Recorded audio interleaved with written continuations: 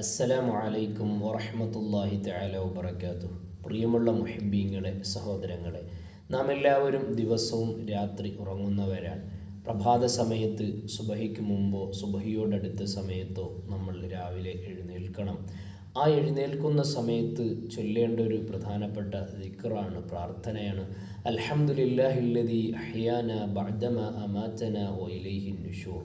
കാരണം അല്ലാഹു സുബ്ഹാനഹു വ തആല നമുക്ക് നൽകിയ ഈ ഉറക്കം അതൊരു മരണത്തിനു സമാനമാണ്. നമ്മുടെ അവയവങ്ങളും ശരീരങ്ങളും എല്ലാം നിശ്ചലമായി നമ്മൾ ഉറങ്ങുമ്പോൾ നമ്മുടെ ശ്വാസോച്ഛ്വാസം മാത്രം കൃത്യമായി നടക്കുന്നു. അതേസമയം ആ ഉറക്കത്തിലെങ്ങാണം നമ്മളങ്ങ് ലോകത്തോട് വിട പറഞ്ഞു പോയാൽ അല്ലാഹു സുബ്ഹാനഹു വ തആല നമ്മുടെ ജീവൻ എടുത്തു കഴിഞ്ഞാൽ നമ്മുടെ അവസ്ഥ എന്താവും? പിന്നൊരു പ്രഭാതം നമുക്കില്ല. അങ്ങനെ അല്ലാഹു തആല ദീർഘായുസ്സു നൽകി, ആരോഗ്യം നൽകി ആ പ്രഭാതത്തിൽ എഴുന്നേൽക്കുമ്പോൾ റബ്ബിനോട് നമ്മൾ പ്രാർത്ഥിക്കണം, പടച്ചവനെ, ഈ പ്രഭാതത്തിൽ എനിക്ക് ജീവൻ നൽകിയ അല്ലെങ്കിൽ പുതിയൊരു ഉന്മേഷം നൽകിയ അള്ളാഹുവിന് സർവ്വസ്തുതികളും പറയേണ്ടത് നമുക്ക് നന്ദിയുള്ളൊരടിമ എന്നുള്ള നിലയിൽ ബാധ്യതയാണ്. അല്ലാഹു സുബ്ഹാനഹു വ തആല അങ്ങനെ ഒരുപാട് പ്രഭാതങ്ങൾ നൽകി അനുഗ്രഹിക്കുമാറാകട്ടെ. ആമീൻ ബിറഹ്മതിക യാ അർഹമർ റഹീമീൻ.